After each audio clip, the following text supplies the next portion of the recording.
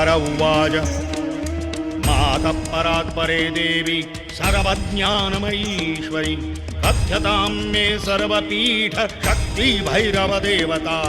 देव्युवाच शृणु वत्स प्रवक्ष्यामि दयाल भक्तवत्सल याभिर्विना न सिद्ध्यन्ति जप साधन सत्क्रियाः। पञ्चाशदेकपीठानि एवं भैरव देवताः अङ्गप्रत्यङ्गभावेन विष्णुरक्षतेन च ममाद्यमपुरो देव हिताय त्वयि कथ्यते। शक्तिजातं हि संसार तस्मिन् सति जगत्त्रयम् तस्मिन् क्षीणे जगत् क्षीणं तच्चिकित्स्यं प्रयत्नतः।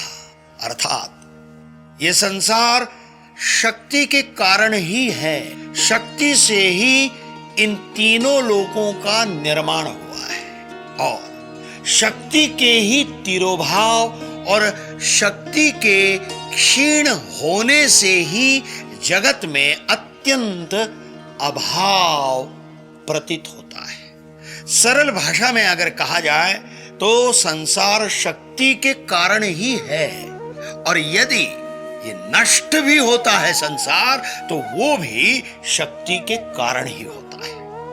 समस्त ब्रह्मांड शक्ति द्वारा ही कार्यरत है।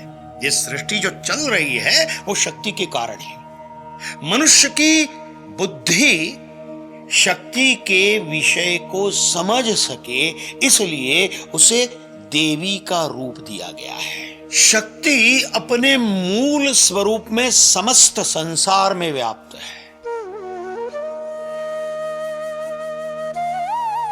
बिहार का पटना शहर पौराणिक काल में मगध राज्य के नाम से जाना जाता था, जहां के जरासंध थे। पौराणिक कथाओं के अनुसार मां सती के दाएं पैर की जंघा यहां पर गिरी थी। यहां शक्ति देवी सर्वानंदकारी के रूप में स्थापित है और भैरव व्योमकेश के रूप में विराजमान है। हमारे कई ग्रंथों के अनुसार यह स्थान देवी पाटन के रूप में भी पहचाना जाता है। देवी पाटन में महाकाली, महालक्ष्मी और महासरस्वती इन तीन देवियों की मूर्ति एक साथ दिखाई पड़ती है। हमारे ऋषि मुनियों की दृष्टि सुदूरगामी थी, इसलिए इस मंदिर में मुख्य देवता के रूप में मां सर्वानंदकारी होने के साथ साथ अन्य देवी देवताओं को भी स्थान दिया गया है। इसका तात्पर्य केवल इतना ही है कि नाम स्वरूप भले ही विभिन्न हो, हमारी आस्था भले ही अलग अलग देवी देवताओं में हो, पर विश्व का संचालन करने वाली ऊर्जा तो एक ही है। प्रत्येक व्यक्ति स्वयं अपनी श्रद्धा एवं आस्था के अनुसार ईश्वर के रूप की भिन्न भिन्न प्रकार से प्रार्थना कर सकता है। ऐसी स्वतंत्रता हमारे सनातन हिंदू धर्म में प्रत्येक के लिए उपलब्ध है।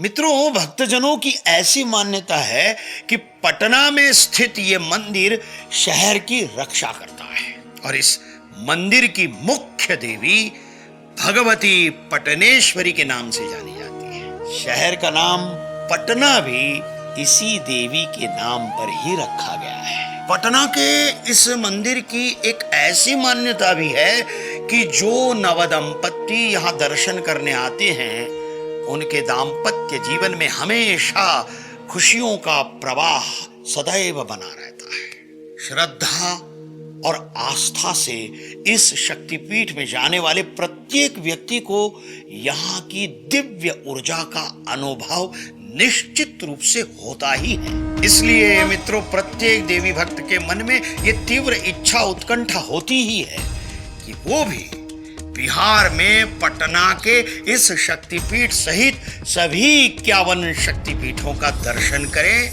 और वहां की ऊर्जा प्राप्त करे और मां का आशीर्वाद प्राप्त करे। किंतु आज ये पवित्र 51 शक्तिपीठों में से कुछ शक्तिपीठ आज के पाकिस्तान, बांग्लादेश, तिब्बत, नेपाल और श्रीलंका जैसे देशों में स्थित है। किंतु इन देशों में स्थित पवित्र शक्तिपीठों का दर्शन इन देशों में जाकर करना प्रत्येक देवी भक्त के लिए संभव नहीं हो पाता। और इसीलिए हमारे भारत के आदरणीय प्रधानमंत्री श्री नरेंद्र मोदी जी, जो देवी मां जगदम्बा के अनन्य साधारण भक्त हैं, उनके मन में यह दिव्य विचार आया, क्यों ना सारे देवी भक्त एक ही स्थान पर जाकर सभी के सभी 51 शक्तिपीठों का दर्शन करें और एक साथ 51 शक्तिपीठों की परिक्रमा कर मां जगदम्बा का आशीर्वाद प्राप्त कर सकें। प्रधानमंत्री मोदी जी के इसी पवित्र विचार और पवित्र प्रेरणा से गुजरात में मां अंबाजी मंदिर के पास गिरी शिखर गब्बर पर्वत पर, जहां मां जगदम्बा का हृदय स्वयं विराजमान है, वहां सभी के सभी 51 शक्तिपीठों के मंदिरों की प्रतिकृति बनाकर मां जगदम्बा की प्राण प्रतिष्ठा की गई है। यहाँ सभी मंदिर जो हैं वो केवल शक्तिपीठों की प्रतिकृति नहीं है केवल, अपितु यहाँ के शक्तिपीठों की पूजन विधि भी मूल शक्तिपीठों की पूजन विधि के अनुसार ही की जाती है। मानो यहाँ मां जगदम्बा साक्षात हृदय से आपको आशीर्वाद दे रही है। मैंने स्वयं यह अनुभूति की है। तो सोच क्या रहे हैं? चलो, बुलावा आया है, माता ने बुलाया है। चलो अंबाजी मां के हृदय के पास, चलो गुजरात पवित्र यात्रा धाम विकास बोर्ड और गुजरात टूरिज्म आपकी प्रतीक्षा कर रहा है। चलो अंबाजी, जय अंबाजी।